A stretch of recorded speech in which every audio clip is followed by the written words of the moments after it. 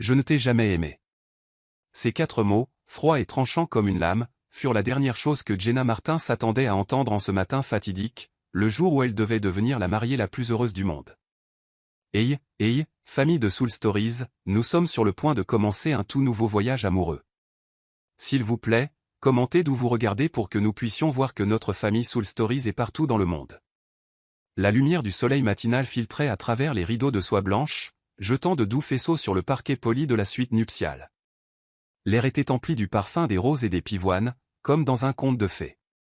Pourtant, les mains de Jenna tremblaient alors qu'elle posait le voile de dentelle sur sa tête. Dans le miroir, une femme de 26 ans la regardait avec des yeux en amande pleins d'inquiétude. « Dans 1 heure, je serai sa femme », se murmura Jenna, forçant un sourire, mais il vacilla comme s'il était sur le point de se briser. Dehors, le domaine des Martin bourdonnait d'activité. Les serviteurs s'empressaient, le quatuor à cordes accordait ses instruments, et dans le vaste jardin, des rangées impeccables de chaises blanches attendaient les invités de marque de la ville. Tout était parfait, du moins aux yeux de tous les autres. Dans le cœur de Jenna, la joie et la nervosité s'entrechoquaient comme des vagues déferlantes. Des mois de préparation, des rêves sans fin, maintenant décomptés en minutes. Mais une seule porte entr'ouverte fit tout voler en éclats. Alors qu'elle descendait le couloir à la recherche d'un thé chaud pour se calmer, Jenna s'arrêta devant le bureau de son père. La voix de sa mère, Elisabeth, s'en échappait, tendue.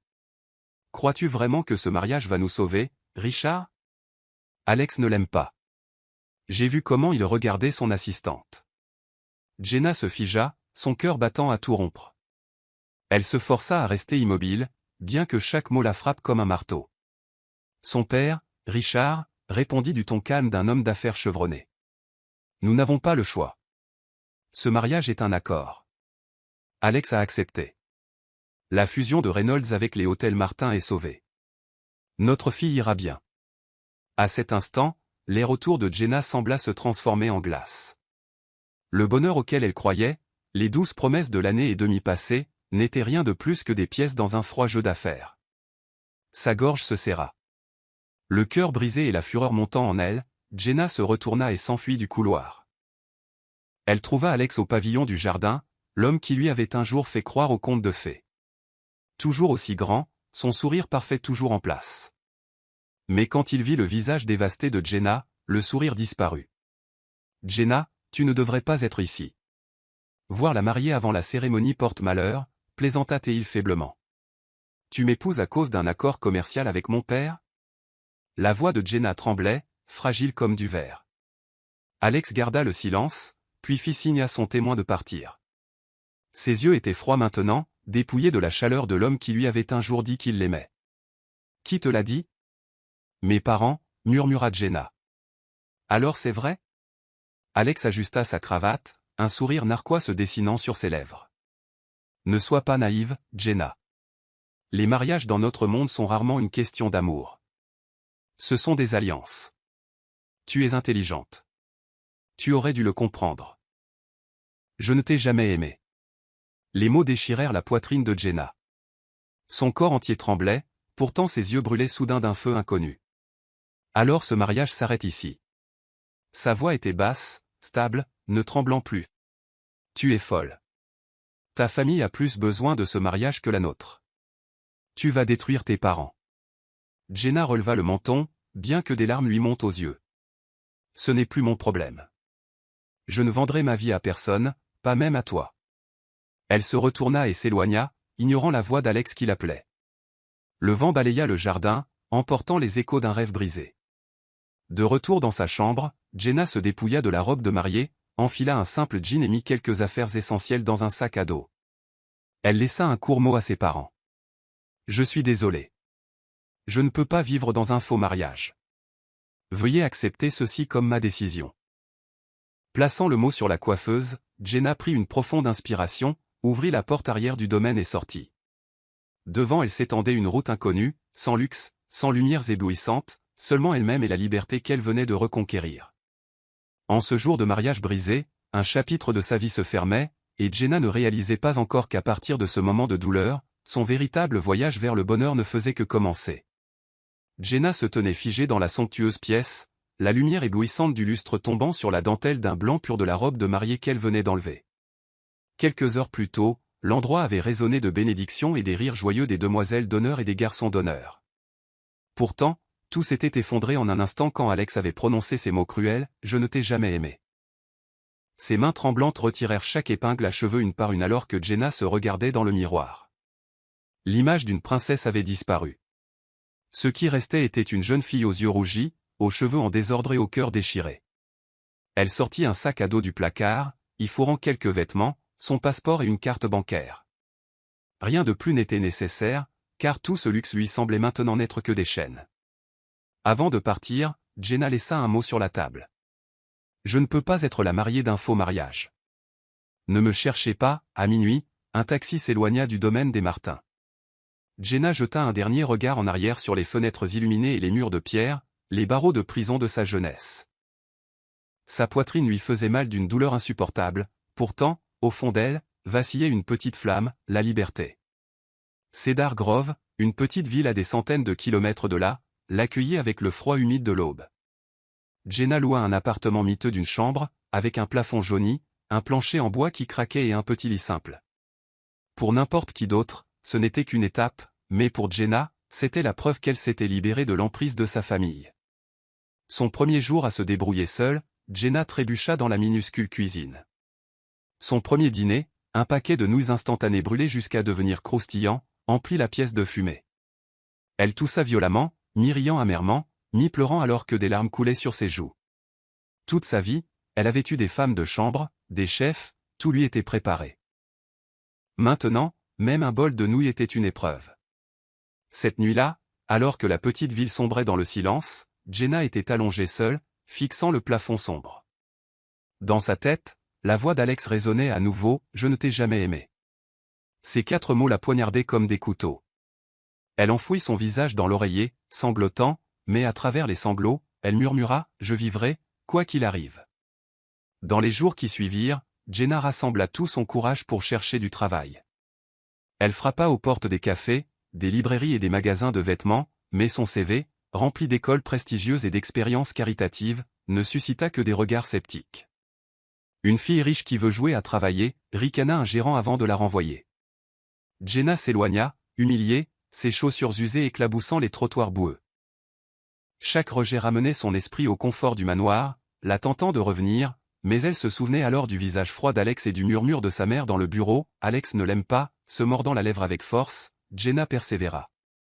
Le 10e jour, épuisée, elle s'arrêta devant le marché Sullivan, une épicerie de longue date en ville. Son enseigne usée par le temps se balançait au vent, mais une chaude lumière dorée se déversait de manière invitante de l'intérieur. Un homme âgé aux cheveux argentés et au visage bienveillant rangeait des étagères. Il leva les yeux en voyant Jenna. « Besoin de quelque chose, jeune femme ?» Jenna se mordit la lèvre, la voix tremblante. « Je cherche un travail. Je n'ai pas beaucoup d'expérience, mais j'apprendrai vite. » Le vieil homme l'étudia quelques instants, ses yeux semblant lire le désespoir derrière son attitude fière. Lentement, il sourit. « Il faut bien commencer quelque part. Revenez demain et essayez. » Jenna se figea. Pour la première fois depuis des semaines, quelqu'un ne l'avait pas repoussée ni regardée de haut, mais l'avait accueillie. Elle sortit du magasin et prit une profonde inspiration. Son cœur lui faisait toujours mal, mais maintenant, il y avait un battement différent à l'intérieur, le battement de l'espoir. Ce que Jenna ne savait pas, c'est qu'à partir de ce moment précis, le destin lui avait ouvert un nouveau chemin. Et à l'intérieur du petit magasin, un homme au sourire spirituel et aux chaussettes excentriques allait bientôt entrer dans sa vie, effaçant les ombres qu'Alex avait laissées derrière lui. Cedar Grove se réveillait au doux carillon des cloches à vent sur les porches et à l'odeur de gaufres s'échappant du café du coin. La rue principale était assez courte pour être parcourue d'un bout à l'autre en 10 minutes. Un minuscule bureau de poste peint en rouge, la vieille boutique de chaussures de Madame Maggie, un salon de coiffure avec une enseigne indiquant « Réduction aujourd'hui », et le marché Sullivan se tenant à l'intersection avec ses murs de briques brunes chaudes et ses vitres impeccables. Le matin, la lumière du soleil filtrait à travers les érables, dispersant des taches dorées sur les trottoirs jonchés de feuilles mortes. Les voisins se croisaient et se saluaient par leur nom, un rituel doux qui ne vieillissait jamais. Jenna se tenait derrière le comptoir de caisse, mettant en place la vieille caisse enregistreuse comme M. Sullivan le lui avait appris. Elle avait mémorisé le cliquetis aigu du tiroir caisse, la sensation lisse des sacs en papier craft et l'odeur fraîche des boîtes de pommes fraîchement ouvertes. C'était son 15e jour de travail, assez longtemps pour que ses mains ne soient plus maladroites, mais pas assez pour chasser toute sa timidité. Pourtant, quelque chose avait changé. Les coins de ses lèvres portaient maintenant un sourire plus souvent qu'autrement. Les clients réguliers arrivaient à l'heure, comme sur des roulettes. Franck, le facteur aux cheveux d'argent, était le réveil de la rue chaque matin à 8 heures précises. Il poussa la porte. « Bonjour, jeune femme », salua-t-il, en posant une brique de lait et le journal local sur le comptoir. « Avec un ciel aussi bleu, je parie que les nouvelles d'aujourd'hui seront toutes bonnes. » Jenna rit. « S'il y a de mauvaises nouvelles, je plierai cette page pour vous. » Fille intelligente. « Je reviendrai demain. » Après Franck vint Madame Lucille, portant son panier tressé et des histoires sans fin sur son jardin de devant. Elle montra les paquets de graines soigneusement empilés sur l'étagère. « Des marguerites sauvages ou de la lavande aujourd'hui, mademoiselle Jenna ?»« Des marguerites sauvages, pour que l'été arrive plus vite », répondit Jenna en scannant les articles. Madame Lucille se pencha plus près, baissant la voix comme si elle partageait un secret. « Souriez un peu plus, ma chère. Les fleurs s'épanouissent mieux quand vous souriez comme ça. » Jenna baissa la tête, son sourire s'adoucissant en quelque chose de réel. « Alors je sourirai beaucoup aujourd'hui. » Entre les salutations et les petites conversations, Jenna réalisa qu'elle se souvenait des noms des gens plus facilement qu'elle ne l'avait jamais fait dans sa vie dorée, peut-être parce qu'ici, chaque nom portait une histoire. Liam, le charpentier, achetait toujours 4 canettes de soda, mais n'en buvait que 3, prétendant que la 4e était pour la chance. La petite Kazay, avec ses cheveux tressés, venait avec sa mère et pressait son front contre la vitre du comptoir à bonbons, comptant avec ses yeux. Etage M. Sullivan apparaissait toujours là où on avait besoin de lui, resserrant une charnière desserrée, soulevant une boîte lourde, ou simplement posant une tasse de thé noir fumante sur le comptoir avec un bourru, les mains qui tremblent font des dégâts. Vers midi, lorsque le magasin s'était calmé, le téléphone du bureau sonna, son voyant vert clignotant. Jenna jeta un coup d'œil à M. Sullivan. Il hocha la tête. Elle décrocha. « Bonjour, marché Sullivan. »« Jenna ?» La voix à l'autre bout du fil était douce mais tranchante, comme du velours enroulé autour d'une lame. C'était sa mère. La pièce sembla rétrécir. Le dos de Jenna se redressa par vieille habitude, comme si elle se tenait à une fête sous d'innombrables regards. « Comment vas-tu » demanda sa mère, sans attendre de réponse avant de continuer. « J'ai entendu dire que tu es loin. Est-ce que ça va là-bas? As-tu l'intention de revenir ?» Les yeux de Jenna dérivèrent vers la fenêtre. Dehors, Madame Lucille secouait des herbes de son panier, une odeur de menthe portée par la brise. Une bicyclette passa en cliquetant, sa sonnette sonnant vivement. Jenna parla lentement. « Je vais bien. Je travaille maintenant. Ne vous inquiétez pas, s'il vous plaît. Richard, ton père. » La voix de sa mère vacilla avant de retrouver son équilibre. « Les finances sont toujours difficiles. Annuler le mariage a aggravé les choses. Les gens parlent. Mais si tu veux, nous pouvons encore arranger les choses. »« Merci, » dit Jenna, serrant le cordon si fort que ses jointures blanchirent. « Mais j'ai besoin de temps. Je rappellerai plus tard. » À l'autre bout, le silence s'amincit comme du papier fragile. « D'accord. N'oublie pas de manger. Ne fais pas semblant d'être trop forte. »« Oui. » Jenna raccrocha le téléphone et prit une profonde inspiration. Sur le comptoir, la tasse de thé noir avait refroidi. Son parfum de bergamote la sortit doucement du vieux tourbillon. Monsieur Sullivan ne posa pas de questions, il ne le faisait jamais. Il plaça simplement un biscuit au beurre enveloppé dans du papier ciré à côté d'elle et lui fit un clin d'œil. Le genre que les personnes âgées utilisaient pour dire « ça suffit ». Le court appel ne ramena plus Jenna au bord du gouffre. Il lui rappela seulement que le gouffre était toujours là, mais qu'elle savait maintenant comment le contourner. Elle rassembla des billets, redressa des boîtes de bonbons et se pencha pour parler à Kazay, qui pinçait les lèvres en comptant jusqu'à 11. « Un bonbon à l'orange de plus, ça fait 12. »« C'est mon chiffre porte-bonheur, » lui dit Jenna. Kazay leva les yeux brillants. « 12, c'est le mois de mon anniversaire. » Quelle coïncidence, sourit Jenna et lui tendit un autocollant en forme de renard. Casey le pressa contre sa poitrine comme si c'était un trésor, puis s'éloigna en sautillant après sa mère. Au début de l'après-midi, les nuages s'étiraient en fin ruban gris, bien que le soleil parsème encore le sol en briques. Le carillon de la porte sonna de nouveau, ce son familier qui ressemblait toujours à une étincelle à l'intérieur de Jenna. Un homme grand et mince entra.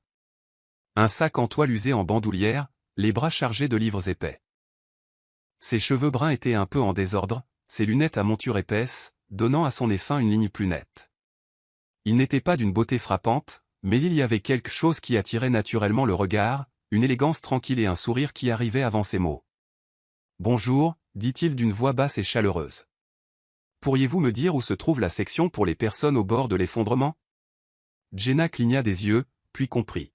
« Vous voulez dire, les vitamines » Il hocha la tête solennellement. « Presque, mais plus urgent. Je suis sur le point de donner mon 3e cours à une classe de terminale. Si je n'ai pas de café dans les 10 prochaines minutes, il y aura une tragédie shakespearienne commençant par moi, puis par eux. » Jenna éclata de rire, le son léger comme des bulles de savon. Elle montra du doigt. « Par là, allez du milieu. Les mélanges les plus forts sur l'étagère du haut. Mais rappelez-vous, les tragédies de Shakespeare sont toutes des malentendus. Le café ici ne trahit jamais. » Cette phrase mériterait d'être affichée sur un mur de classe. Il souleva ses livres. « Je m'en souviendrai. »« Merci, Jenna. »« Joli nom. »« Je suis Theodore Jenkins. »« Théo, si vous préférez. »« Si je reviens plus tard avec un poème louant le café, s'il vous plaît n'appelez pas la police. »« La police ne vient que si vous ne payez pas, » répondit Jenna, les lèvres incurvées. Il se dirigea là où elle avait indiqué. Sa démarche était rapide, toujours un demi-temps en retard. Pourtant, il s'arrêta devant les étagères, étudiant chaque étiquette comme s'il lisait de la poésie.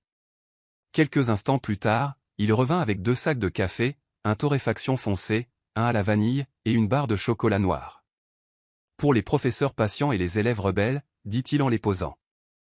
Lequel sauve 17 âmes d'adolescents ? Le torréfié foncé, répondit Jenna en tapant les chiffres dans la caisse. Gardez celui à la vanille pour la récréation en guise de récompense. Sage conseil, admira Théo.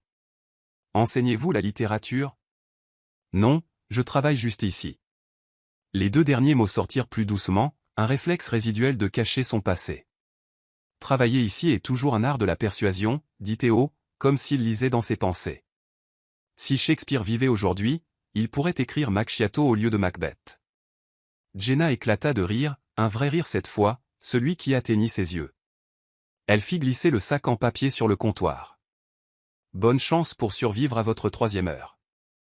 Merci, Jenna. Il marqua une pause. Et si jamais j'ai besoin d'autres conseils sur le café, puis-je vous redemander ? Le magasin ouvre à 8 heures, répondit Jenna, son cœur donnant un battement inattendu. Je suis là la plupart des jours. Parfait. Il inclina poliment la tête et poussa la porte. Le carillon chanta clairement une fois de plus. Puis le magasin se calma. La porte se referma, laissant derrière elle une chaleur autour du comptoir. Jenna baissa les yeux sur ses mains, des mains qui ne tremblaient plus en rendant la monnaie, des mains qui apprenaient le rythme de la petite mais réelle vie. Elle arrangea des sachets de sucre et aperçut un reflet dans la vitre des bonbons. Toujours Jenna, mais plus calme. Le sourire qu'elle avait porté s'attardait au coin de ses lèvres comme un pétale, sans contrainte, sans garde. À la fin de l'après-midi, les nuages frôlaient la cime des érables tandis que la rue était parsemée de soleil. Franck revint avec un colis mal distribué. Lucille apporta un bouquet de marguerites fraîches, insistant pour qu'elles égaient le comptoir. Monsieur Sullivan regarda le vase et hocha la tête. Magnifique. Ça va avec votre sourire. Jenna murmura un doux merci et se pencha pour essuyer le comptoir. De la porte, le carillon sonna de nouveau, court et doux, comme un rappel que demain, le jour d'après, et d'innombrables jours à venir, la vie continuerait dans ses rythmes doux. Et peut-être, parmi toutes les petites choses, y en aurait-il une assez grande pour changer sa vie. Tard dans la nuit, alors qu'elle baissait le rideau de fer, Jenna regarda à l'intérieur. Les marguerites se tenaient tranquillement dans une lumière dorée et sur le comptoir se trouvait un vieux post-it de Monsieur Sullivan. Un sourire est le meilleur service gratuit. Elle gloussa, ferma la porte à clé et glissa la clé dans sa poche. Dehors, la brise portait l'odeur des feuilles d'érable et une légère trace de café provenant du sac en papier de quelqu'un. Jenna rentra chez elle, ses pas plus légers, dans la ville paisible de Cedar Grove, où les gens se saluaient par leurs prénoms et parlaient du temps comme s'ils partageaient leurs humeurs. Elle avait souri pour la première fois depuis si longtemps, non pas pour plaire à quelqu'un d'autre, mais parce que son cœur se sentait vraiment chaud. Et quelque part parmi la foule clairsemée, un homme à lunettes portait 2 sacs de café, marmonnant pour lui-même à propos de Shakespeare. Jenna ne savait pas encore que cette petite plaisanterie se transformerait en conversation, en après-midi au parc, et en un amour aussi constant que les guirlandes lumineuses sur un porche une nuit d'été. Mais ce soir, un sourire suffisait. Après cet après-midi où le café avait sauvé le 3e cours d'une tragédie shakespearienne, Theodore Jenkins commença à revenir au marché Sullivan presque tous les jours. Il n'achetait pas toujours du café. Parfois, c'était juste un bonbon à la menthe, un crayon ou un paquet de post-it jaune citron. Mais chaque fois qu'il entrait, le rituel était le même. La cloche au-dessus de la porte carillonnait doucement. Il inclinait la tête en guise de salutation, et son sourire apparaissait avant même ses mots. « Bonjour, Jenna » disait-il, comme si son nom lui-même était une salutation chaleureuse. « Bonjour, professeur » répondait-elle, gardant toujours cette habitude enjouée. « Alors, quelle tragédie faut-il sauver aujourd'hui » Premier cours, un élève a demandé pourquoi Roméo n'avait pas simplement envoyé un texto au lieu d'écrire des lettres. « Il me faut un bonbon à la menthe pour restaurer ma foi en l'humanité. »« Vous devriez en distribuer à toute la classe » dit Jenna avec un sérieux simulé. « Et ajoutez une note, lisez le contexte historique avant de poser des questions. »« Bonne idée, mais si j'en distribue, il n'en restera plus, alors épargnez-en un pour ce pauvre professeur. » Ces échanges devinrent bientôt le rythme des jours de Jenna. Il se présentait vers l'heure du déjeuner ou en fin d'après-midi, juste au moment où la lumière du soleil filtrait à travers les fenêtres et projetait un rectangle doré sur le comptoir. Chaque fois que Théo entrait, M. Sullivan s'éclaircissait la gorge et se glissait vers l'allée du pain pour vérifier les stocks, les laissant tous les deux discuter. Un jour, Théo posa une pile de copies corrigées sur le comptoir. « Des trombones, et si vous vendez de l'espoir, j'en prendrai 2 paquets. »« L'espoir n'est pas en vente, » le taquina Jenna en lui tendant une boîte de trombones en cuivre, « mais je vous offre un peu de chance. »« Ça vaut le double du prix, » dit-il, ses yeux derrière ses lunettes brillant d'une étincelle espiègle. Jenna se retenait encore. Elle parlait peu d'elle-même, plus de petits détails de la boutique, la nouvelle livraison de pommes, les pots de confiture de fraises de Madame Lucille, ou la vieille caisse enregistreuse qui boudait parfois. Théo, quant à lui, ouvrait patiemment des voies de conversation sans être indiscret, films classiques, poèmes oubliés, affiches de la foire du livre de l'école. Ces histoires portaient à la fois sérieux et humour, comme si chaque situation avait un petit angle ironique, assez doux pour ne blesser personne. Un après-midi chaud, Théo tenait 2 livres de poche. Un pour moi, un pour les terminales, mais j'ai besoin de conseils d'experts en vente. Devrais-je ajouter du chocolat pour les soudoyer à aimer la poésie? Corruption académique? Jenna haussa un sourcil. Appelez ça accroître l'engagement. Alors choisissez du 70% noir, un goût sophistiqué, dit Jenna en lui tendant une tablette. Et voici un conseil, lisez de la poésie après un examen.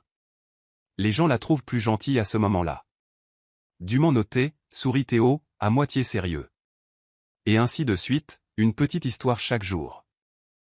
Jenna se disait, je travaille juste, c'est juste un client régulier, c'est tout. Les matins pluvieux, en allumant la lumière, une vague anticipation s'agitait, que la sonnette de la porte retentisse, que des lunettes captent la lumière, et qu'une boutade comme nulle autre ne rende la journée plus facile. Un midi tranquille, avec une odeur de gaufres flottant depuis le café, et de la vapeur de bergamote s'élevant du thé que M. Sullivan avait posé, Théo s'appuya légèrement contre le présentoir à cartes postales, les feuilletant comme s'il lisait les lettres de quelqu'un. « Aimez-vous les cartes postales » demanda-t-il, puis se corrigea. « Désolé, aimez-vous les cartes postales, Jenna ? Je perds encore l'habitude d'appeler tout le monde vous comme je le fais avec mes élèves. » Réflexe professionnel, sourit Jenna. J'aime les cartes postales avec de grands ciels, elles semblent légères. Théo en sortit une montrant une prairie en pente sous un ciel ouvert. Comme celle-ci? Oui. Jenna la prit, la retournant sur le dos vierge. Trop vide cependant. Vide pour que nous puissions continuer à écrire, murmura Théo, comme tant d'autres choses. Le temps ralentit d'un demi-temps. Jenna entendit le faible bourdonnement de la climatisation, le bruissement du papier, et son propre cœur, non pas battant de peur, mais battant à un nouveau rythme doux. Elle reposa la carte postale, ouvrit le tiroir caisse comme excuse, et commença à réarranger les pièces de monnaie. Jenna, dit doucement Théo, s'arrêtant sur chaque mot. Après mon dernier cours aujourd'hui, aimeriez-vous prendre un café? Au café du bout de la rue, celui avec les gaufres que vous avez loués. L'invitation tomba légèrement entre eux, mais pour Jenna, elle portait le poids d'une décision. Dans son esprit, une porte s'ouvrit, une robe de mariée blanche, une pièce lourde de fleurs, une voix froide comme une lame. Je ne t'ai jamais aimé. Le gouffre était toujours là, assez familier pour qu'un faux pas puisse la faire basculer. Elle inspira, ferma les yeux un instant, puis les rouvrit. Je suis désolé, je ne suis pas prête. Le silence qui suivit fut bref, assez long pour que le regret prenne racine, mais Théo ne fronça pas les sourcils, n'insista pas, ne demanda pas pourquoi. Il sourit simplement, le genre de sourire qui arrivait toujours juste à temps. Ce n'est rien, dit-il, aussi léger que la brise. L'invitation est toujours là. Quand vous serez prête, il suffira de la prendre. Sa réponse ne laissa aucune blessure. C'était comme s'il avait placé une clé dans sa main, confiant qu'un jour elle ouvrirait sa propre porte. Après cela, les choses semblèrent revenir à la normale, ou du moins en apparence. Théo passait toujours pour des post-it, des trombones, du café, et parfois un petit bouquet de chez Madame Lucille pour égayer la salle des professeurs. Il racontait des histoires sur sa classe qui écrivait des haïkus sur les frites. Il montrait des chaussettes imprimées de montagnes russes, affirmant qu'elles l'aidaient à survivre aux réunions de professeurs. Il ne mentionna plus jamais l'invitation, et à cause de cela, chaque fois qu'il poussait la porte, Jenna sentait le nœud dans sa poitrine se desserrer un peu. Un soir pluvieux, le toit cliquetait sous de lourdes gouttes de pluie. Jenna étiquetait des pots de confiture quand les lumières clignotèrent une seconde avant de revenir. Son souffle se coupa, l'obscurité soudaine la ramenant toujours à des salles de bal scintillantes, où les gens riaient trop fort pour cacher des chuchotements acerbes. Puis une voix profonde vint de l'embrasure de la porte. L'éclair nous rappelle simplement à quel point la lumière est précieuse. Elle se retourna. Théo se tenait là, les cheveux et le manteau mouchetés de pluie, tenant une petite lampe de poche. J'ai apporté au marché Sullivan une étoile de poche, plaisanta Théil. Jenna rit, ses yeux s'adoucissant. Vous vous présentez toujours pour sauver la situation? Spécialiste certifié en sauvetage d'humeur, fit-il un clin d'œil. Frais de service, un paquet de biscuits au beurre. Marché conclu. Mais prenez-les faibles en sucre pour que nous survivions au sauvetage.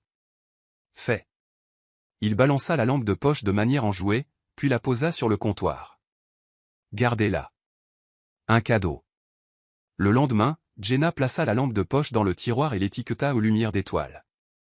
Elle ne savait pas pourquoi elle avait besoin de le faire. Peut-être pour que, chaque fois qu'elle ouvrait le tiroir, cette petite lueur lui rappelle que tous ceux qui s'approchaient ne voulaient pas la contrôler ou décider pour elle. Certaines personnes, comme Théo, montraient simplement de la chaleur et de la patience, puis prenaient du recul pour la laisser choisir. Le contraste était frappant, même tacite. Alex avait toujours su mieux que tout le monde. Arrangeant, définissant, souriant comme si la vie était un échiquier qu'il avait déjà cartographié. Théo était différent. Il demandait, puis écoutait. Il offrait, puis attendait. Avec Alex, elle faisait partie d'une équation. Avec Théo, elle était une histoire, et il voulait vraiment la lire jusqu'à la fin, mais était prêt à attendre sur la touche si l'auteur avait besoin de plus de temps. Les après-midi lents, Jenna se surprenait à regarder l'horloge aux heures où il venait habituellement. Parfois, il ne venait pas. Elle se disait, alors aujourd'hui, il n'y a pas de montagne russe sur ses chaussettes. Ce n'est pas grave. Mais quand la cloche finissait par sonner tard et que Théo entrait, époussetant la craie de ses mains, Jenna réalisait que son cœur se réjouissait maintenant des petites choses. « Désolé, je suis en retard, dit-il en posant un surligneur sur le comptoir. J'ai enfin trouvé la couleur dont j'avais besoin, celle-ci aide les élèves à mieux se souvenir. Vous prévoyez de surligner tout le programme? Peut-être, mais je promets seulement les bonnes parties. Jenna scanna l'article, le bip net et précis. Dehors, la pluie avait cessé, la rue mouillait brillant comme un miroir brun. Sans le prévoir, elle s'entendit demander, « Demain, si vous êtes libre, je connais un café avec une bonne tarte au citron. » Je ne suis pas sûr pour le café, mais la tarte en vaut la peine. Théo la regarda, ses yeux s'éclaircissant, puis s'adoucissant, attentif à ne pas l'aveugler. Je suis libre, dit-il, stable et chaleureux. Puis doucement, merci d'avoir accepté l'invitation. Jenna sourit cette fois, sans se cacher derrière le comptoir ou une excuse. Elle ne savait pas ce que l'avenir lui réservait, mais elle connaissait ce sentiment, non pas tomber, mais faire un petit pas sur le sol en briques d'un marché au mur brun, vers la petite lumière appelée lumière d'étoile dans son tiroir. Et quelque part entre le carillon familier de la porte, le bruissement du papier et le silence après la pluie, elle réalisa qu'elle avait commencé à attendre avec impatience les après-midi où un professeur entrait, posait une phrase enjouée sur le comptoir et portait avec lui juste assez de patience pour que les sentiments s'épanouissent comme des marguerites sauvages. Des nuages sombres se sont rapidement rassemblés cet après-midi-là, le vent a fouetté la rangée d'érables à l'extérieur du marché Sullivan, transportant l'odeur de la terre humide et un froid vif. Puis la première grosse pluie de la saison est tombée soudainement, comme si quelqu'un avait renversé un seau d'eau géant. La rue scintillait. La cloche du magasin a émis un faible carillon, presque immédiatement avalé par le rugissement de la pluie. Jenna étiquetait des pots de confiture quand elle a levé les yeux. Sous l'auvent se tenait un homme courbé contre l'averse. Son manteau était trempé, ses cheveux plaqués sur son front. C'était Théo. Il serrait une sacoche en toile contre sa poitrine comme s'il s'agissait d'un sac de farine qu'il ne pouvait pas risquer de laisser tomber. Il a jeté un coup d'œil à l'intérieur, à moitié désolé, à moitié incertain. Jenna s'est précipitée, a tourné le loquet et a ouvert la porte. Le vent et la pluie se sont engouffrés avec une faible odeur d'essence. « Entrez avant d'attraper froid », dit-elle en retenant la porte qui claquait. Théo est entré avec un long soupir. « Merci, ma voiture est tombée en panne juste devant le portail de l'école. J'ai appelé une dépanneuse, mais ils ont dit que la tempête les ralentirait. Ce n'est rien. Restez ici et réchauffez-vous. » Jenna s'est précipitée au comptoir, et est revenue avec une serviette que M. Sullivan gardait toujours pour les clients. « Tenez, séchez-vous un peu. » Théo l'a accepté avec un sourire penaud. « Est-ce que j'ai l'air d'un chat tombé dans un étang ?»« Oui, » répondit Jenna sans détour, et tous deux éclatèrent de rire. Leur rire illumina le magasin plus que les ampoules, bien qu'à l'extérieur le ciel restât noir. La pluie ne montrait aucun signe de répit. Des rideaux d'eau s'abattaient sur le toit en tôle. Monsieur Sullivan a jeté un coup d'œil dehors, a secoué la tête et a dit « Je vais vérifier le générateur à l'arrière. Vous deux, surveillez le magasin. » Puis il a disparu, ne laissant que la pluie et eux deux. Jenna a préparé 2 tasses de thé, la vapeur s'est enroulée, transportant une légère note d'agrumes. Elle en a posé une devant Théo. Il l'a prise à 2 mains, la pressant contre ses paumes pour se réchauffer. « Fini les cours ?» demanda Jenna. 2 heures. Aujourd'hui, les élèves de première ont débattu des fins tragiques. Il a haussé les épaules. Ils ont demandé, pourquoi les personnages ne pouvaient-ils pas simplement rester ensemble? Je leur ai répondu, parce que la vie n'obéit pas toujours à nos souhaits. Il s'est léché les lèvres puis a souri. Mais je leur ai promis que demain nous parlerions des fins heureuses. Alors, en aviez-vous une de prête? Pas encore. Je cherche toujours un exemple. Son regard a parcouru la pièce. Peut-être quelque chose à propos d'un marché en briques brunes qui vend de la confiture de fraises et où quelqu'un fait très bien le thé. Les joues de Jenna se sont réchauffées. Elle s'est penchée, faisant semblant de redresser une boîte de biscuits. Vous parlez toujours comme ça, n'est-ce pas? Comme quoi? Comme si chaque phrase faisait partie d'une histoire. Toujours avec un début, un milieu et une chute. Elle a souri. Allez-y, conteur. Qu'est-ce que vos élèves ont demandé d'autre? Théo a siroté son thé, ses épaules se relâchant. L'un d'eux a demandé, Monsieur Jenkins, est-ce que les adultes ont parfois peur? J'ai répondu, bien sûr. Les adultes ont peur de beaucoup de choses, ils ne le disent simplement pas à voix haute. L'enfant est resté silencieux un moment, puis a hoché la tête. Je pense que c'était suffisant. Jenna a regardé dehors. La pluie tombait épaisse comme un rideau, brouillant la rue de blanc. J'ai peur de beaucoup de choses aussi, admit-elle doucement. Mais dernièrement, j'ai appris une chose. C'est normal d'avoir peur, tant que l'on continue d'avancer. Théo a penché la tête. Pas à pas, comme si on comptait les marches. Oui, a acquiescé Jenna, pas à pas. L'atmosphère s'est apaisée. La pluie tambourinait régulièrement sur le toit. L'horloge tic-taquait sur le mur. Dans le coin, un ventilateur sur pied cliquetait comme s'il s'endormait. Théo a posé sa tasse. J'ai quelque chose, dit-il en fouillant dans sa sacoche et en sortant une paire de chaussettes, bleu foncé à motif de petites fenêtres carrées, chacune parsemée de minuscules lumières dorées. Le thème d'aujourd'hui, ce sont les lumières de la ville. Je les ai choisies pour me rappeler que, peu importe à quel point il fait sombre, il y a toujours des maisons avec les lumières allumées. Jenna a ri. Combien de paires de chaussettes comme ça possédez-vous? Théo a fait semblant de réfléchir.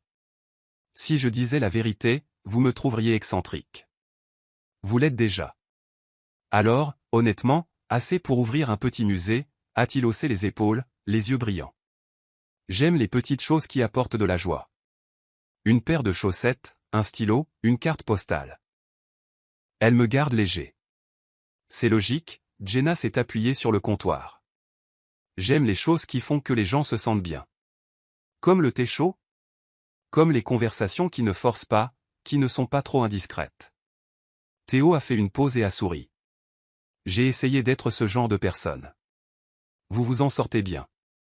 Le silence s'est de nouveau installé. Pas le genre lourd, juste le genre qui vous permet d'entendre votre propre respiration. Pensez-vous parfois? Théo a hésité. Ah, peu importe. Quoi? Rien. J'allais poser une question personnelle, mais la pluie est belle à sa manière. Je ne veux pas gâcher ça. Demandez, dit doucement Jenna. Si je ne veux pas répondre, je vous le dirai. Théo a hoché la tête. D'accord. Quand vous avez dit le pas à pas, je me suis demandé, pensez-vous qu'un jour vous pourriez vouloir faire ces pas avec quelqu'un d'autre? Jenna a regardé ses mains, les doigts étroitement entrelacés. Après une longue pause, elle a relevé la tête. Probablement pas aujourd'hui, mais... Elle a souri faiblement. Entendre la question me rend moins effrayé. Théo n'a pas insisté. Il a simplement hoché la tête comme s'il notait sa réponse dans un carnet mental. La pluie s'est adoucie, le rugissement s'amenuisant en gouttes éparses. Dehors, la lumière grise est devenue plus pâle, comme si une lourde couverture avait été retirée. Encore une chose, dit Théo d'un air faussement sérieux. Je voudrais postuler pour un nouveau poste ici. Jenna a haussé un sourcil. Quel poste? Dégustateur officiel de biscuits. Tâche? Goûter chaque nouvelle fournée. Rédiger des critiques. Rémunération? Un sourire de la caissière. Jenna a éclaté de rire, se couvrant la bouche. Ça a l'air cher. Alors je prendrai une réduction. Un demi-sourire. Pas de marchandage avec les clients, dit-elle. Mais ses yeux riaient. D'accord. J'ouvrirai un nouveau paquet de biscuits aux amandes plus tard. Vous pourrez être le premier. Contrat signé. Le téléphone de Théo a vibré. Il a jeté un coup d'œil à l'écran. La dépanneuse est là. Il s'est levé, a rendu la serviette, maintenant essorée et humide, et a redressé sa sacoche. Merci pour l'abri. Et le thé. Et la conversation. Jenna l'a raccompagné jusqu'à la porte. La pluie s'était réduite à une brume. La dépanneuse attendait sur le bord de la route, le chauffeur faisant un signe de la main. Théo s'est retourné comme pour parler, mais s'est arrêté. Jenna a soudain senti une petite ouverture à l'intérieur de sa poitrine. Pas une large porte, juste une fente de lumière, mais assez large pour qu'une question puisse s'y glisser. Ce samedi, dit-elle, d'une voix désinvolte comme si elle demandait un prix. Un café? Théo s'est figé, puis a souri, le genre de sourire qui donnait l'impression que la pluie s'était complètement arrêtée. Je pensais que vous n'étiez pas prête à accepter l'invitation. Je le suis maintenant. Samedi, a-t-il hoché la tête. Je porterai mes chaussettes des jours ensoleillés. Ça semble approprié. Approprié, a fait l'écho Jenna. Il est sorti sur le perron, levant instinctivement la main pour la protéger des gouttes de pluie, bien qu'il n'en reste presque plus. À samedi alors. Ouais, a murmuré Jenna, comme un souffle. La porte s'est fermée. La cloche a sonné une note claire. Jenna est restée immobile un instant, la main pressée sur son cœur. Le battement n'était plus frénétique comme avant, ni lourd comme la pluie. Il était régulier et chaud, comme un thé juste assez chaud. Elle est retournée au comptoir, a ouvert la nouvelle boîte de biscuits aux amandes, les a étiquetés et a souri pour elle-même. Dehors, les nuages se sont dissipés, révélant une bande de lumière pâle. La rue scintillait encore, mais séchait déjà.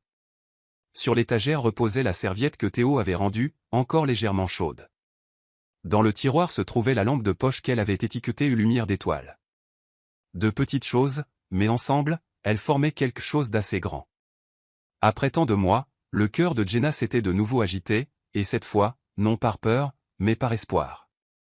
Famille de Soul Stories, si vous regardez sur une autre chaîne, revenez chez nous à Soul Stories, où des dizaines de milliers d'auditeurs et de partageurs se rassemblent. Le samedi est arrivé aussi doucement qu'un carillon avant. Le ciel était clair après la pluie, le trottoir encore humide, l'odeur des feuilles d'érable fraîches et fraîches. Jenna est arrivée au café au bout de la rue 10 minutes en avance. Elle a choisi une table près de la fenêtre, où des vignes encadraient la vitre et où la lumière du soleil tombait en petits carrés nets sur le sol carrelé. Théo est arrivé pile à l'heure, les manches de chemise retroussées, un sac en toile en bandoulière, et ce sourire familier. Cet endroit ressemble à un livre ouvert, dit-il en tirant une chaise, et nous sommes sur le point d'écrire la première ligne. Jenna a ri. La première ligne est toujours la plus difficile à écrire. Alors nous commandons d'abord du café, a fait un clin d'œil Théo. La caféine est l'amie de tous les commencements. Ils ont fait simple.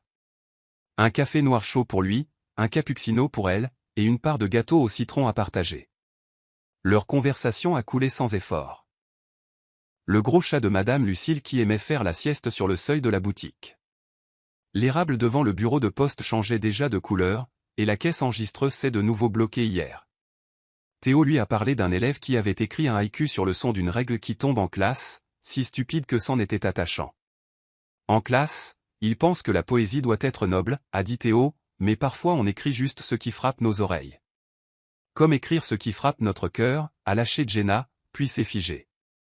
Théo n'a pas plaisanté, il a simplement hoché la tête. Exactement. Et n'ayez pas peur que ce soit mauvais. Le gâteau au citron était acidulé et moelleux, le fin glaçage au sucre fondant sur sa langue. À chaque bouchée, Jenna sentait l'acidité la tirer loin des coins sombres. Elle se demanda si le bonheur ne pourrait pas être exactement comme ce simple calme. Ensuite, ils se sont promenés dans le parc. La pluie s'accrochait encore à l'herbe, tandis que la lumière du soleil séchait les gouttelettes sur les feuilles. Des enfants se poursuivaient autour de la fontaine, un petit chien tirait sur sa laisse, fasciné par son propre reflet dans les flaques scintillantes. Aimez-vous? Aimez-vous les parcs? C'est corrigé Théo en pleine phrase.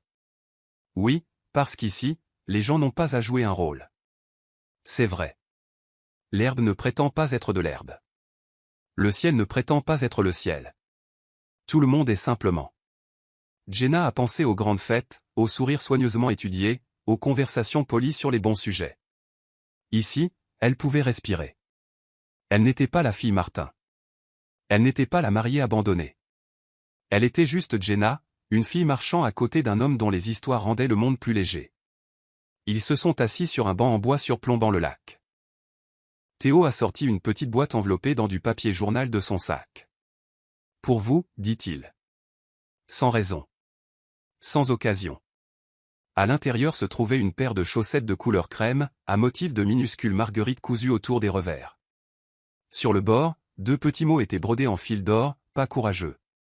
Pas courageux, a lu Jenna à voix haute, puis a ri. Vous êtes vraiment le roi des chaussettes bizarres. Chaque roi a besoin d'un titre, a haussé les épaules Théo. Mais j'aime le mot pas. Pas un saut, pas un plongeon, juste un pas. C'est gérable. Jenna a plié les chaussettes et a caressé la broderie avec son pouce. Merci, dit-elle doucement. Je les porterai un jour de grand vent. Il y a un peu de vent tous les jours, a dit Théo. Portez-les quand vous voulez. Plus tard, ils ont visité une librairie d'occasion au coin de la rue. La porte en bois s'écaillait, et l'odeur du vieux papier était chaude comme une couette. Le propriétaire barbu a fait un signe de tête en guise de salut, puis est retourné épousseter les étagères. Théo a marché entre les rangées, faisant glisser ses doigts sur les dos comme pour saluer de vieux amis. Il a sorti un mince livre de poésie à la couverture brune, ses pages jaunies et ses bords usés.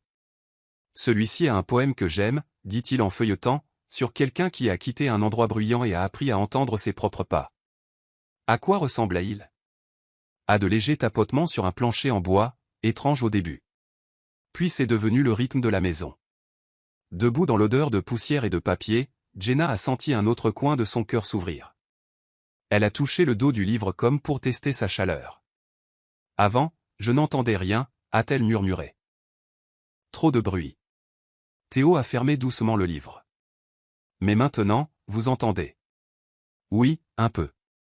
Ils ont chacun acheté un livre. Quand ils sont partis, le soleil était déjà bas dans le ciel. Ils ont marché le long de rues bordées d'arbres vers le marché du week-end. Un chariot de fleurs débordait de fleurs sauvages, jaunes, blanches, violettes, se balançant dans la brise. Théo a choisi un petit bouquet de marguerites. Pour la salle des professeurs, dit-il. Et une pour Lumière d'étoile, Harry Jenna. Vous vous souvenez même du nom de la lampe de poche? Je me souviens des choses qui illuminent mes journées. Au sommet d'une pente, Jenna s'est arrêtée. En bas de la rue, le jardin de quelqu'un avait encore des guirlandes lumineuses suspendues de la saison dernière. De minuscules ampoules attendant la nuit. Elle a pris une inspiration et s'est tournée vers Théo. Je veux vous dire quelque chose, dit-elle. Et au moment où elle l'a fait, elle a su qu'elle était prête. Ils ont trouvé un banc de pierre vide. La brise transportait l'odeur de l'herbe sèche. Lentement, Jenna a commencé. À propos du mariage ruiné. Les mots froids comme du fer. Le taxi s'éloignant du portail de sa famille. La minuscule chambre louée. Les nouilles brûlées. Elle s'arrêtait parfois quand sa gorge se serrait, et Théo lui tendait silencieusement sa bouteille d'eau. Il n'interrompait pas. Ne fouillait pas. Il écoutait simplement. Il y a eu des moments où j'ai pensé que je n'aimerais plus jamais, a terminé Jenna. Pas par amertume. Mais parce que je craignais que si j'ouvrais la porte, le vent emporterait tout. Théo a croisé son regard, calme et stable. Pas de jugement. Pas de pitié. C'était un imbécile, dit-il simplement. Comme s'il énonçait un fait. Grâce à lui, vous êtes ici avec moi. Jenna a ri, les larmes se mêlant à son rire. Ces mots étaient légers comme une main sur son épaule, n'essayant ni de guérir ni d'instruire. Disant simplement, vous êtes ici maintenant. C'est bon. Ils sont restés assis un moment de plus, regardant les nuages dériver. Un enfant est passé en tenant un ballon rouge, son ombre s'étirant longuement sur le trottoir, comme un cerf-volant apprenant à voler. Quelque chose à l'intérieur de Jenna s'est détendu point, elle plongea la main dans la poche de son manteau et effleura le bord des chaussettes, les marguerites silencieuses. Mais les mots qui y étaient brodés murmuraient, un pas courageux. Sur le chemin du retour, ils ne parlèrent pas beaucoup. Ils n'en avaient pas besoin. Leur silence était chaleureux. Devant la porte du Sullivan S Market, Théo s'arrêta. Merci de m'avoir raconté, dit-il. Ton histoire n'est pas légère, mais elle est vraie. Et la vérité, ça dure. Merci de m'avoir écouté, répondit Jenna, sans me couper. Je reviendrai demain pour acheter ce qu'il me faut. Le magasin ouvre à 8 heures, sourit Jenna. Et n'oublie pas les marguerites pour la salle des profs. Bien sûr. Il s'éloigna, grand et mince, s'effaçant dans la lumière du soleil couchant. Jenna resta devant la vitrine, observant son reflet. C'étaient toujours ses cheveux attachés, sa veste légère, ses yeux qui n'étaient plus gonflés de larmes. Mais quelque chose était nouveau. Le sentiment d'être elle-même, sans avoir besoin de la permission de personne. Ces rendez-vous simples avaient ouvert une porte. L'amour n'était pas une performance. L'amour, c'était être assis sur un vieux banc en bois, partager une part de gâteau au citron, en disant juste ce qu'il fallait. Elle poussa la porte du magasin. La cloche tinta. Monsieur Sullivan leva les yeux de son registre, le regard pétillant. Alors, il est bon, ce gâteau au citron? Bon, dit Jenna. Sucré et acidulé. L'équilibre, hocha-t-il la tête. C'est ça, le secret. Jenna sourit aussi. Elle comprenait maintenant, pas seulement pour le gâteau, mais pour sa vie, l'équilibre entre ce qu'elle avait perdu et ce qui s'en venait. Entre la peur et l'espoir. Entre le silence et les mots. Et demain, quand la cloche sonnerait, elle savait qu'elle lèverait la tête, non pas en attendant un miracle, mais prête à dire bonjour à celui qui lui avait appris que même les plus petits pas peuvent vous emmener loin. Dans les jours qui suivirent leur premier rendez-vous, la vie de Jenna parut différente. Elle n'ouvrait plus le magasin pour travailler comme une machine. Désormais, à une certaine heure chaque jour, son cœur se mettait à attendre le tintement familier de la cloche. Et quand Théo entrait avec ce sourire qui précédait toujours ses paroles, toute la pièce semblait un peu plus lumineuse. Monsieur Sullivan le remarqua avant même Jenna. Une fois, la surprenant en train de se recoiffer discrètement dans le reflet de la vitrine juste avant l'arrivée habituelle de Théo, il se contenta de rire doucement, sans rien dire. Les voisins aussi avaient commencé à chuchoter. Ce nouveau professeur et la caissière, ils forment un joli couple. Jenna rougissait souvent à ce commentaire, mais une douce chaleur l'envahissait. Théo n'insistait jamais. Il apparaissait simplement avec une régularité constante, lui parlant de ses cours bruyants, des farces de ses élèves ou de la dernière paire de chaussettes originales qu'il avait ajoutées à sa collection. Aujourd'hui, ce sont des baleines, dit-il une fois en relevant son pantalon, pour me rappeler de respirer, sinon je vais me noyer sous les copies non corrigées. Jenna éclata de rire, un vrai rire, non forcé. Elle commença à laisser Théo entrer dans de petits recoins de sa vie. Un soir, il lui apporta un bouquet de marguerites sauvages de la part de Madame Lucille. Une autre fois, ils flânèrent ensemble au marché du week-end, Jenna achetant des pêches, Théo une pile de livres d'occasion. Rien de grandiose, mais chaque moment semblait facile. Pourtant, au fond d'elle, des peurs persistaient. Les ombres du passé planaient. Certaines nuits, elle rêvait du mariage en ruine, la voix d'Alex résonnant « Je ne t'ai jamais aimé », et se réveillait dans le noir, le cœur battant la chamade. Un soir, Théo lui envoya un texto pour lui dire qu'il dînait avec une collègue, une nouvelle enseignante. Le message était banal, mais Jenna se figea. De vieilles images ressurgirent, Alex insistant que « ce n'est que du travail », avant qu'elle ne découvre l'amère vérité. Toute la soirée, elle fit les 100 pas dans son petit appartement, le pouls martelant comme un tambour. Quand Théo rentra tard, il frappa à sa porte, tenant une pile de cahiers d'élèves. Voyant les yeux tendus de Jenna, il fronça les sourcils, confus. « Qu'est-ce qui ne va pas » demanda-t-il. Elle secoua la tête, mais sa voix tremblait. « Je n'aime pas ce sentiment. Ça me ramène en arrière. J'ai peur qu'un jour, tu... » Elle ne put finir. Théo resta silencieux quelques secondes, puis posa les cahiers sur la table. Il s'approcha, posant doucement une main sur son épaule, la ramenant à la réalité par sa chaleur.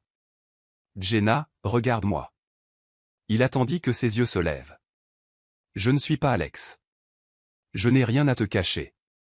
Si je vais quelque part avec quelqu'un, tu auras toujours le droit de le savoir. Et si un jour je ne suis plus là, il n'y aura qu'une seule raison, parce que j'aurai quitté ce monde. Tant que je serai en vie, je serai là, avec toi. » Puis il la prit dans ses bras, sans hâte, mais fermement, une étreinte patiente dont chaque battement de cœur portait de la chaleur. Jenna se raidit d'abord, puis s'adoucit lentement. Sa peur ne disparut pas instantanément, mais elle fut étouffée par une simple vérité, cette étreinte était réelle, ce souffle était réel, et rien ne ressemblait au passé douloureux. « J'ai confiance en toi », murmura Théo dans ses cheveux, « et j'espère que tu auras confiance en moi aussi. Mais ne te force pas aujourd'hui. Prends ton temps. Ton cœur s'ouvrira quand il sera prêt. Je serai là, à attendre. » Jenna ferma les yeux alors que des larmes coulaient sur ses joues. Pour la première fois, au lieu de se sentir faible, elle se sentit entendue et acceptée. Cette nuit-là, après avoir accompagné Théo, Jenna resta longtemps sur le porche. L'air de la nuit était frais et doux. Elle posa la main sur sa poitrine et réalisa que son cœur ne battait plus de peur, il battait plus régulièrement maintenant, comme une chanson retrouvant lentement son rythme. Son cœur s'ouvrait, petit à petit. La nuit, Cedar Grove avait sa propre beauté tranquille. Pas de bruit, pas de foule, juste des lampadaires projetant une douce lueur dorée sur les briques lavées par la pluie. Les magasins étaient fermés, le café du coin illuminé de guirlandes d'ampoules scintillant comme des étoiles. Une brise légère transportait l'odeur de l'herbe sèche et la douceur des pâtisseries. Jenna et Théo marchaient côte à côte dans la rue étroite. Ils n'étaient pas pressés, sans destination précise. Ils marchaient simplement, discutant de petites choses, sa classe bruyante, leurs gentils voisins, la possibilité qu'il pleuve à nouveau demain. Parfois, ils se taisaient, mais le silence n'était pas lourd. C'était comme une douce mélodie de fond pour leurs pas. Alors qu'ils passaient la place du village, un lampadaire projetait un cercle de lumière sur le pavé. Les enfants étaient rentrés, ne laissant que quelques couples sur les bancs de pierre. Jenna pencha la tête vers le ciel. Seules quelques étoiles étaient visibles. Dans la lueur, le visage de Théo était net, ses yeux chauds et constants. « De quoi as-tu le plus peur » demanda-t-il soudain, sa voix basse se mêlant à la brise. La question fit marquer une pause à Jenna. Les souvenirs affluèrent. La robe de mariée d'un blanc glacial, les mots cruels « je ne t'ai jamais aimé ». La nuit où elle avait pleuré seule dans son petit appartement. Elle serra les lèvres, inspira, puis expira lentement. « J'ai peur » dit-elle en fixant la flaque de lumière devant elle, « d'aimer à nouveau la mauvaise personne. » L'air sembla se figer. La poitrine de Jenna se serra, comme si elle venait d'avouer quelque chose de honteux. Mais Théo ne sia pas, ne rit pas, ne se précipita pas pour la rassurer. Il ralentit simplement le pas, comblant la distance entre eux, et dit doucement « Je ne te promets pas d'être parfait. Je serai maladroit, parfois paresseux, peut-être même que je te frustrerai. » Il s'arrêta et se tourna vers elle. La lumière du lampadaire tombait sur ses épaules, son ombre s'étirant à ses pieds. « Mais il y a une chose que je peux te promettre, je ne t'abandonnerai jamais. Même si tu as peur, même si tu doutes, même si tu recules, je serai toujours là. » Jenna leva les yeux. Dans son regard, il n'y avait ni tromperie, ni calcul, seulement de la patience, de la sincérité et un léger tremblement, comme s'il lui offrait tout son cœur. Les larmes lui montèrent aux yeux. Elle n'avait jamais entendu de mots si simples, et pourtant si solides. Pas de « pour toujours », pas de condition, juste la promesse de ne pas partir. Théo leva lentement la main, lui laissant le temps de reculer si elle le souhaitait. Comme elle ne le fit pas, il effleura doucement sa joue de son pouce, essuyant la larme qui menaçait de tomber. « Je suis là » murmura-t-il. Et Jenna ferma les yeux. Le baiser ne fut ni précipité, ni intense, juste des lèvres se touchant sous la lumière du lampadaire, doux et paisible. Contrairement au baiser glamour et vide de son passé, celui-ci ne demandait rien, ne prouvait rien. C'était simplement une réponse « J'ai confiance en toi ». Son cœur battit plus vite, mais pas de peur. Il battait de vie, d'espoir. Une chaleur se répandit en elle, comme si le mur de glace qu'elle portait depuis 3 ans venait de se fissurer, laissant entrer la lumière. Quand ils se séparèrent, Jenna garda les yeux fermés un instant de plus, puis laissa échapper un rire tremblant. « C'est différent » murmura-t-elle. « Différent comment » demanda doucement Théo, son regard fixé sur son visage. « Différent de tout ce que j'ai toujours cru être l'amour » dit Jenna en ouvrant les yeux pour rencontrer les siens. Théo sourit, un sourire tranquille mais assez chaleureux pour faire fondre sa poitrine. Il prit sa main, leurs doigts se nouant fermement. Ils continuèrent de marcher sous les lumières, mais maintenant la route n'était plus seulement la sienne, ou la sienne, elle appartenait à tous les deux. Jenna savait qu'elle était entrée dans un nouveau chapitre, un chapitre sans robe somptueuse ni fausse promesse, mais avec la lueur dorée des lampadaires, d'étranges chaussettes à imprimer baleines et des bras qui, vraiment, ne la lâcheraient pas. Cette nuit-là, de retour dans son petit appartement, Jenna resta longtemps près de la fenêtre. Les lampadaires projetaient de longues ombres striées en bas. Elle toucha ses lèvres où la chaleur persistait. Un baiser paisible, mais pour elle, il avait le pouvoir de bouleverser toute sa vie. Son cœur s'était ouvert, et cette fois, elle savait qu'elle ne le regretterait pas. L'amour de Jenna et Théo n'éclata pas comme un feu d'artifice. Il a mûri lentement, comme une flamme tranquille dans une petite cuisine, chaleureuse, durable et résiliente. Après ce baiser sous le lampadaire doré, leurs vies changèrent, non pas avec de grandes déclarations, mais avec de simples détails si ordinaires que les étrangers n'auraient peut-être rien remarqué. Chaque soir, après la fermeture du magasin, Théo passait souvent à l'appartement de Jenna. Ils cuisinaient ensemble. La minuscule cuisine devenait une scène pour leur performance maladroite et attachante.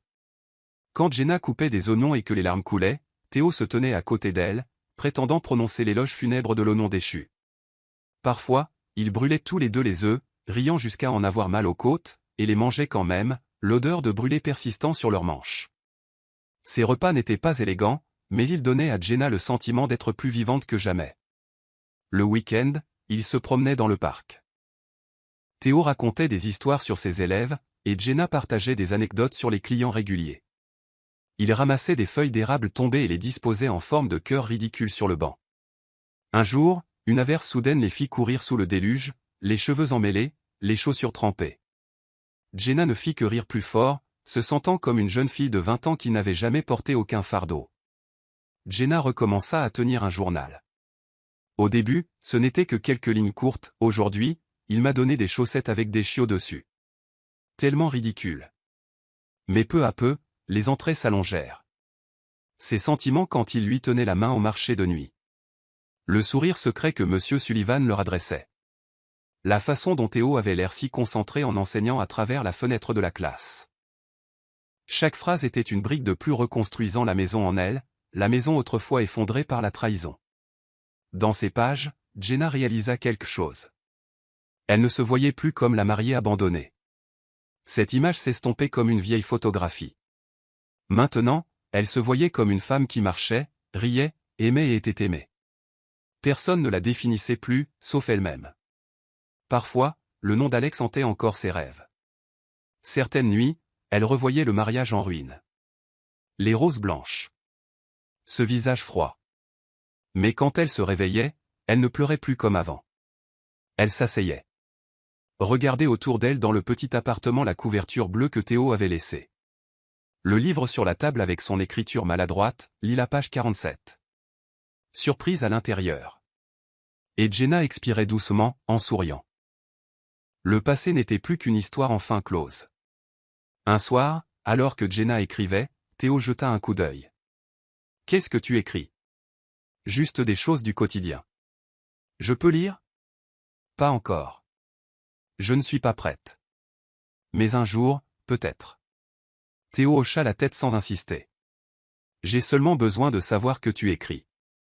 Ça veut dire que tu combles les vides. » Des mots simples comme cela firent comprendre à Jenna. L'amour, ce n'était pas de grandes promesses. C'était d'être là, chaque jour. D'avoir quelqu'un prêt à écouter comment s'était passée ta journée ordinaire. Prêt à faire la vaisselle quand tu es fatigué. Prêt à s'asseoir tranquillement à côté de toi quand tu n'as pas envie de parler. La peur céda lentement la place à la gratitude. La gratitude d'être tombée pour pouvoir se relever plus forte. La gratitude d'avoir quitté un faux amour pour en trouver un vrai. Reconnaissante que dans cette petite ville tranquille, elle puisse enfin être elle-même. Un soir, après avoir fini la vaisselle, Jenna sortit sur le balcon et prit une profonde inspiration. Le ciel était clair, plein d'étoiles. Elle se retourna et vit Théo penché sur une pile de papier. Les chaussettes du jour étaient imprimées de pommes rouges. Pour être assorti à la journée de correction des contrôles de maths, avait-il plaisanté. Jenna sourit doucement, une pelle inondant. Elle n'aspirait plus au grand banquet ni ne rêvait de château de cristal.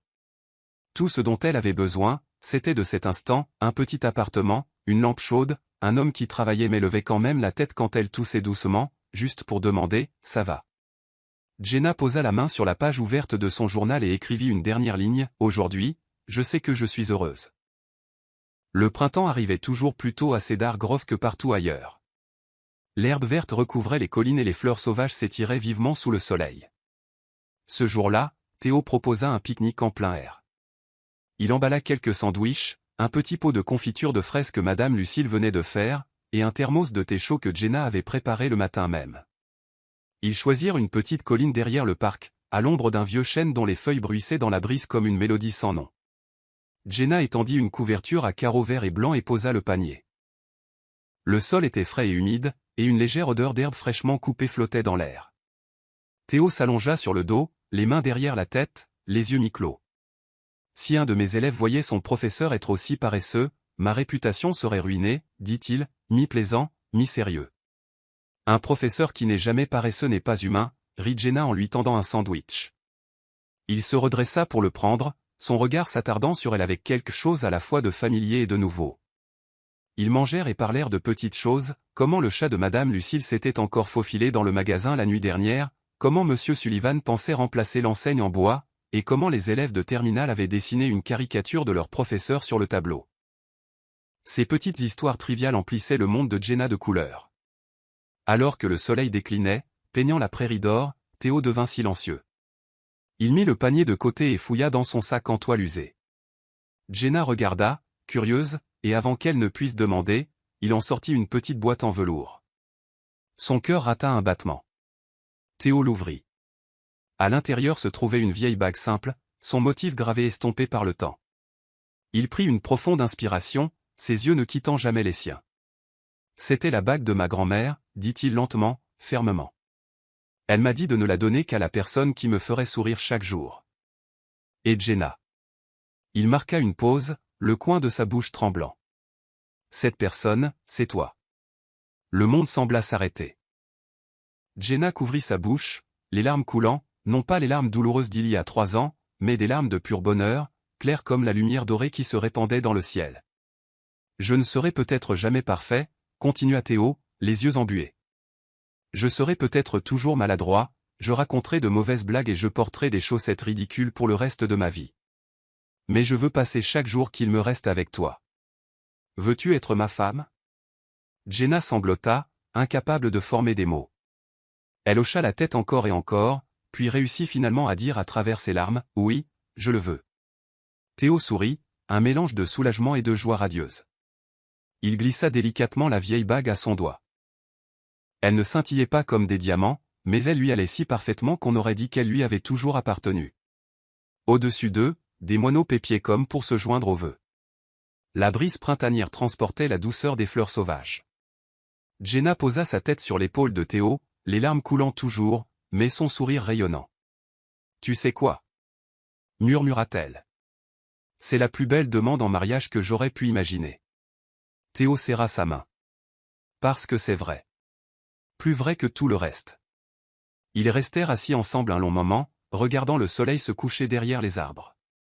Pas de feu d'artifice, pas d'orchestre, pas des centaines d'inconnus. Juste deux, une simple bague en argent et un amour authentique. Pour Jenna, ce moment effaça la blessure du passé. Elle n'était plus la mariée abandonnée à l'hôtel de Rose Blanche. Elle était la femme choisie, aimée et promise avec un cœur sincère. Et alors que la dernière lumière disparaissait, Jenna le sut. À partir de ce jour, sa vie avait tourné une toute nouvelle page.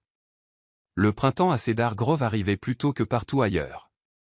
Le sentier menant à la colline derrière le parc était tapissé de pissenlits jaunes, parsemé de lavande, de marguerites violettes et blanches. Ce matin-là, la brise transportait le parfum des fleurs sauvages, effleurant les marches d'une petite chapelle en bois, vieille de près d'un siècle. C'est là que Jenna et Théo choisirent de célébrer le jour le plus important de leur vie. Il n'y avait pas d'orchestre somptueux, pas d'arche florale dorée. Les portes de la chapelle étaient décorées de guirlandes que les voisins avaient tressées la veille. Sur les simples bancs en bois, des rubans blancs noués à la main se balançaient doucement dans le vent. La lumière du matin filtrait à travers les vitraux, projetant des motifs lumineux sur le vieux sol en pierre. Jenna se tenait dans la petite salle de préparation à l'arrière. Cette fois, sa robe de mariée n'était pas une création de designer en dentelle complexe. C'était une simple robe blanche, doucement ajustée à la taille et tombant jusqu'aux chevilles. Ses cheveux étaient lâchés, ornés de quelques fleurs sauvages cueillies à la dernière minute, mais elle brillait plus que n'importe quelle couronne. Dans le miroir, Jenna vit ses yeux pétiller, non pas à cause du maquillage, mais à cause d'un bonheur véritable. Monsieur Sullivan frappa à la porte, tenant un bouquet de marguerites. « Jeune fille, es-tu prête ?» Jenna se tourna, souriant radieusement. Plus que jamais. Dehors, les bancs étaient remplis, non pas de l'élite ou de visages de magazine, mais de M. Et Madame Sullivan, de Madame Lucille serrant son panier de fleurs, des collègues de Théo du lycée et des voisins que Jenna saluait chaque matin. Ils riaient chaleureusement, chacun aussi impatient que s'il assistait à un mariage de famille. Le son d'une guitare se fit entendre, imparfait, mais sincère. Les portes de la chapelle s'ouvrirent et Jenna entra, pas à pas, le long de l'allée herbeuse. Tous les regards se tournèrent vers elle, et pour la première fois de sa vie, elle n'eut pas peur de leurs regards. Elle sourit d'un sourire plein et sans réserve. Au bout de l'allée se tenait Théo dans un simple costume gris, sans cravate de soie, sans boutonnière élaborée. Seuls ses yeux profonds suivaient chacun de ses pas et un sourire qui semblait pouvoir contenir le monde entier. Alors que Jenna s'approchait de lui, elle se figea un instant. Au dernier rang, une silhouette familière se tenait tranquillement, sa mère. Elle portait une robe bleu pâle, ses cheveux striés de gris, ses yeux rougis. Des larmes coulaient sur ses joues alors qu'elle regardait sa fille resplendir dans un mariage qu'elle avait cru ne jamais voir arriver. La gorge de Jenna se serra, mais au lieu de la douleur, elle ressentit la paix. Sa mère ne dit rien, se contenta d'un petit hochement de tête. Le sourire de Jenna s'élargit, porteur d'un pardon silencieux. La cérémonie fut simple. Le pasteur prononça les mots familiers, mais pour Jenna, ils sonnaient nouveaux. Dans la joie et dans la peine, dans la richesse et dans la pauvreté, resteras-tu aux côtés de cette personne pour le reste de ta vie? Théo serra sa main, sa voix stable et profonde. Je le promets. Pas seulement aujourd'hui, mais chaque jour. Puis ce fut au tour de Jenna. Elle le regarda droit dans les yeux, se souvenant des jours où elle s'était relevée seule, des sourires discrets qu'elle avait trouvés à ses côtés. Je le promets. Non pas parce que j'ai besoin de quelqu'un pour me soutenir, mais parce que je te choisis, et je te choisirai encore et encore. Quand les alliances glissèrent à leurs doigts, Jenna sentit son cœur fusionner avec le souffle de Théo. Il n'y eut pas de feu d'artifice, pas d'applaudissements tonitruants, seulement le pépiment des oiseaux à l'extérieur de la fenêtre et le doux murmure du vent contre le toit en bois. Mais à cet instant, elle sut qu'elle vivait le plus vrai des amours. La guitare reprit, et les invités se levèrent, applaudissant à l'unisson. Jenna et Théo partagèrent un long baiser, non pas ostentatoire, mais plein de paix. Toute la chapelle sembla s'illuminer. La petite réception eut lieu directement dans le jardin, sous des guirlandes lumineuses accrochées aux arbres. Des tables en bois étaient garnies de pâtisseries maison des voisins, de cidre de pommes brassées par Monsieur Sullivan et de pots de fleurs sauvages cueillies dans les champs. Les enfants couraient partout, les adultes riaient et discutaient, et la musique jouait sur un vieux haut-parleur qui portait encore de la joie, malgré son âge. Jenna regarda autour d'elle, le cœur débordant de gratitude. Elle n'avait pas besoin de 10 000 roses blanches ni de centaines d'invités prestigieux, tout ce dont elle avait besoin, c'étaient ces visages familiers, ces sourires sincères et l'homme dont la main tenait fermement la sienne. Je n'aurais jamais pensé pouvoir être aussi heureuse, murmura-t-elle à Théo alors qu'il se tenait sous les lumières dorées. Théo se pencha et l'embrassa sur le front. Parce que tu as été assez courageuse pour faire un pas de plus. Cette nuit-là, alors que les rires résonnaient et que la lumière chaude les entourait, Jenna le sut, sa vie avait vraiment commencé un nouveau voyage, un voyage d'amour simple mais durable, où les vœux n'avaient pas besoin d'extravagance, seulement de sincérité. 3 ans passèrent en un clin d'œil, mais pour Jenna, chaque jour était mémorable. Elle et Théo ne vivaient pas dans un château ou un grand domaine, mais dans une petite maison au toit rouge à la lisière de Cedar Grove. Le jardin de devant fleurissait de marguerites jaunes au printemps, de rosiers grimpants éclatants en été, de feuilles rouges tapissant le chemin en automne et de neige couvrant le porche en hiver. Au fil des saisons, il le remplissait de petits souvenirs précieux.